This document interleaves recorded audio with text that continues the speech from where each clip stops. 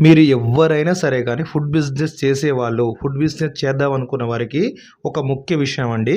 విషయం ఏందంటే, మీరు ఏదో 20,000 పెట్టుబడి పెడితే 80,000 లాభం వస్తది. 80,000 పెట్టుబడి పెడితే రూ. 1,00,000 వస్తది. 1,00,000 పెడితే 5,00,000 వస్తాయనే మాటలు మాత్రం అస్సలు నమ్మకండి షార్ట్స్ చూసి. కష్టం ఫుడ్డు ఫీల్డ్‌కొస్తే చాలా కష్టపడాల్సి వస్తుంది. రేపు లాభం వస్తదో తెలియదు గానీ, ఈ రోజు నుంచే మనం కష్టపడాల్సి వస్తది. కౌంటర్ మీద కూర్చొని మనం వెళ్లి షాప్ పెట్టగానే కౌంటర్ మీద కూర్చొని లాభాలు వస్తాయనేది మాత్రం మీ భ్రమ. అలా కాదు. చాలా కష్టపడాల్సి ఉంటుంది. ఏ ఫీల్డ్ అయినా టిఫిన్ సెంటర్ చూసుకున్నా, భోజనం చూసుకున్నా, ఏది చూసుకున్నా సరే గానీ, బిర్యానీ ఫీల్డ్ చూసుకున్నా, ఏదైనా సరే కష్టపడితేనే ఒక రూపాయి మిగులుతుంది.